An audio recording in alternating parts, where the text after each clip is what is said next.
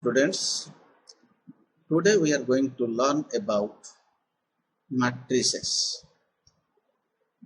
So in the beginning, we should first of all understand the meaning of matrices, what the matrices are.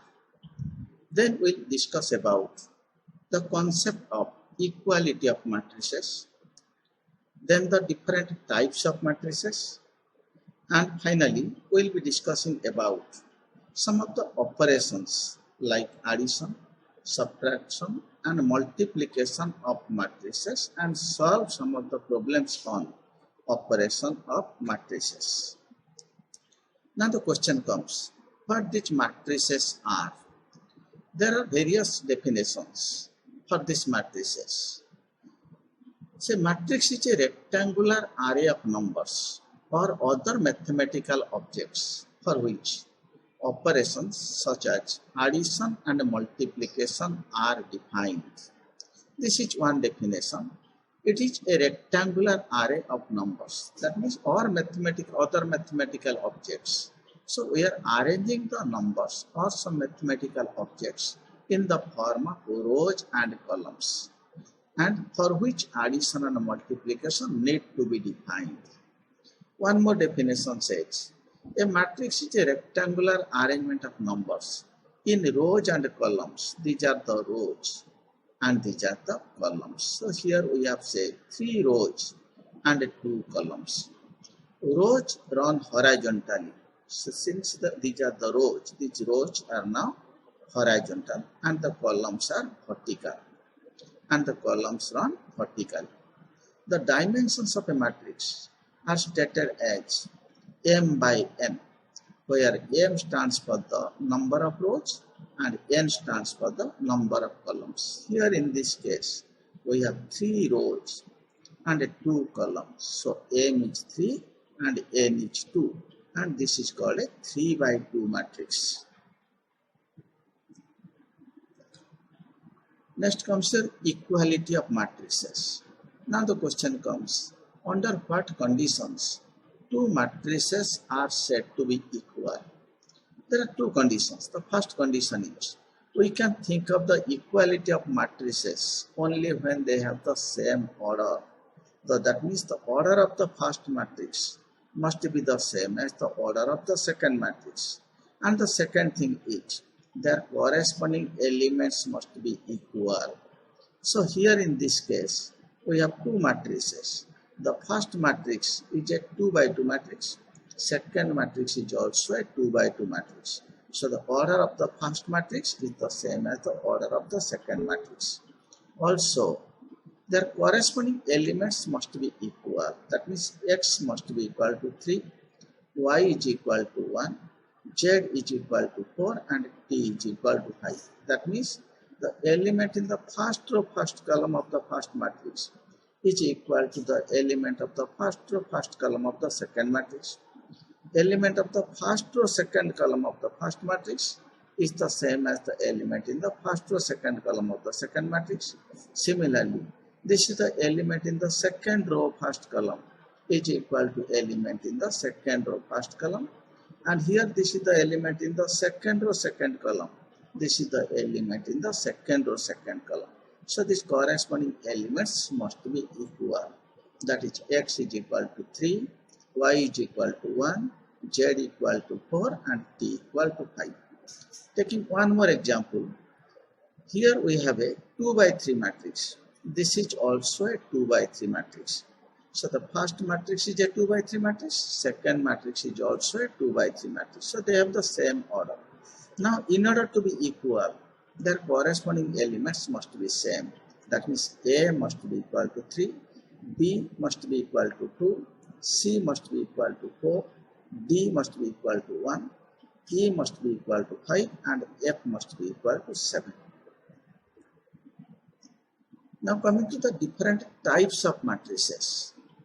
First of all, we have the row matrix. That means any matrix having only one row, irrespective of the number of columns. There may be any number of columns, but if it has got exactly one row, then we call it a row matrix. So in this case, we find that this matrix is a 1 by 3 matrix. That means one row and three columns. Since the number of rows is one, so it is called a row matrix. The second type of matrices are column matrices. This is a column matrix. So any matrix having only one column, irrespective of the number of rows, is called a column matrix. Here we find that this matrix has two rows but only one column. So we call it a column matrix. Next is a rectangular matrix. It can have any number of rows and any number of columns. Now, square matrix. Square matrix means it is a matrix in which the number of rows must be the same as the number of columns. And here in this case we find this matrix has 3 rows and 3 columns. So it is a 3 by 3 square matrix. Now from the square matrix, we'll find different matrices like a diagonal matrix, scalar matrix and identity matrix. So these are the square matrices satisfying some additional conditions. In a diagonal matrix must be a square matrix in which the diagonal elements are non-zero and the non-diagonal elements are zeros. Then now the question comes, which element is called a diagonal element? An element for which the row number is the same as the column number is called a diagonal element. Now this is the element in the first row, first column. So row number is the same as column number. This is the element in the second row, second column. So it is a diagonal element. This is the element in the third row, third column. So this is also called the diagonal element. So the diagonal elements should be non-zero and the non-diagonal elements are zeros. Then we call it a diagonal matrix. Next comes a scalar matrix. So the diagonal matrix satisfying some extra condition is again called a scalar matrix.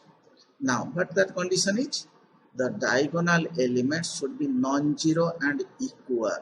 Here these diagonal elements may not be equal, but here the diagonal elements are to be equal. So a diagonal matrix in which the diagonal elements are non-zero and equal and the rest of the elements are zeros. That is called a scalar matrix. Next comes your identity matrix. So a square matrix in which the diagonal elements are 1 and the non-diagonal elements are zeros. Here we find that this is a 2 by 2 square matrix in which the diagonal elements are 1 and the non-diagonal elements are zeros. So it is an identity matrix of order 2. Similarly, we have an identity matrix of order 3. All the diagonal elements are 1 and all the non-diagonal elements are zeros. And next is your null matrix. Null matrix can be having any order. It may have any number of rows and any number of columns. But the condition is, in order to be a null matrix, all the elements must be zeros. Here we find that this is a 2 by 2 matrix in which all the elements are zeros. This is a 2 by 3 matrix in which all the elements are zeros. So these two are called zero matrices. Next comes the operation on matrices. So first operation, let us discuss about the addition of matrices. Now the question comes, under what conditions two matrices can be added? We can add or subtract matrices if they have the same dimensions, that means same number of rows and columns. That means they should be having the same order. And to do this, we add the corresponding numbers. For example, we are adding these two matrices. This is a 2 by 2 matrix. This is a 2 by 2 matrix. So order of the first matrix is equal to the order of the second matrix. So these two are conformable for addition. That means we can add them. And whenever we are adding them, we are adding the corresponding elements. That means 5 is added to 4. That becomes 9. Minus 2 is added to 5. That becomes 3. 0 is added to 7, it becomes 7, and 2 is added to 3, it becomes 5. Similarly, we can subtract two matrices, and whenever we are subtracting two matrices, we are subtracting the corresponding elements. So that means the corresponding elements are to be subtracted. Next comes multiplying a matrix by a scalar quantity. Multiplying a matrix by a non-zero constant means multiplying all the elements of the matrix by the same constant. And to do this, multiply each entry in the matrix by the number outside called the scalar. This is like distributing a number to a polynomial. For example, suppose A is a matrix containing the elements 2, 4, 3, 5. Now suppose you want to multiply this matrix by 5. That means we have to multiply each and every element by 5. So 5a becomes 5 into 2, 10, 5 into 4, 20, 5 into 3, 15, and 5 into 5, 25. So whenever we are multiplying a given matrix by a non-zero scalar quantity, we are multiplying each and every element by the same scalar quantity. Now coming to some of the properties of addition and scalar multiplication. First property is matrix addition is commutative. That means A plus B is always equal to B plus A. Matrix A plus matrix B is the same as matrix B plus matrix A. When this is a matrix A and this is matrix B, when we add these two, we are getting 3, 7, 5, 9. Similarly, this is B and this is A. Whenever we are adding them, again we are getting the same result. So matrix addition is commutative. Similarly, we can verify that matrix addition is associative. And matrix addition is distributive with respect to a scalar. That means some non-zero scalar into two matrices A plus B is equal to K into A plus K into B. And we can verify it taking some examples. Next comes the important concept called matrix multiplication. So now the question comes, under what conditions two matrices are conformable for multiplication? We can multiply matrices if the number of columns of the first matrix equals the number of rows in the second matrix. So here in this case we find that the number of columns is 2. So this matrix can be multiplied with the second matrix only when the number of rows of the second matrix is 2. That means the number of columns of the first matrix, it must be equal to the number of rows of the second matrix. Then and then only the two matrices are conformable for multiplication, otherwise we cannot multiply them. And whenever we multiply the first row by the first column, then first row by second column, then first row by third column. So when the first row is multiplied by first column, it is placed in first row, first column. First row multiplied by second column, placed in first row, second column. First row multiplied by third column, placed in first row, third column. Similarly, second row multiplied by first column, placed in second row, first column. Second row multiplied by second column, placed in second row, second column. And second row multiplied by third column, placed in second row, third column. So now the result becomes a 2 by 3 matrix. This is a 2 by 2 matrix and this is a 2 by 3 matrix. Now the result becomes a 2 by 3 matrix. And here in this case, whenever we are multiplying them, we are getting 14, 28, 4, 17, 29 and 2. It is a 2 by 3 matrix. Now comes the properties of multiplication. Unlike the case of addition, matrix multiplication is not commutative. That means A into B is not equal to B into A. For example, say, let us take A is a matrix comprising of the elements 1, 0, 0, 0 and B is the matrix with the elements 2, 3, 0, 1. When you multiply AB, first row is multiplied by first column, means 1 into 2 plus 0 into 0. That becomes 1 into 2 plus 0 into 0 becomes 2. Then first row second column, 1 into 3 plus 0 into 1, that is 3. Similarly, 0 into 2 plus 0 into 0, that is 0. Then 0 into 3 plus 0 into 1 is 0. So this is your matrix AB. Similarly, we can find matrix B into matrix A, and we find that it is 2, 0, 0, 0. So these two matrices are not same, though they have the same order, but the corresponding elements are not same. Here we have 0, here we have 3. So the corresponding elements are not same. So A into B is not equal to B into A.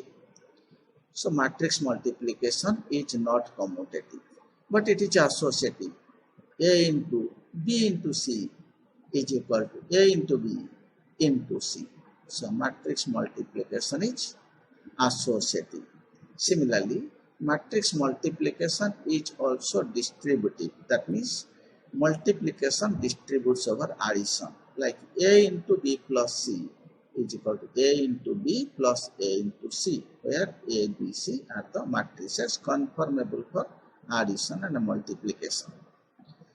Now, one more important property is the product of two non-zero matrices may be a zero matrix. That means this first matrix A is a non-zero matrix because all elements are not zero. Similarly, B is the matrix. It is a non-zero matrix because all elements are not zeros. But whenever we multiply them, we are getting a zero matrix. So the product of two non-zero matrices can be a zero matrix. Now, some of the questions I have given you as homework basing on the things which we have discussed today. Thank you.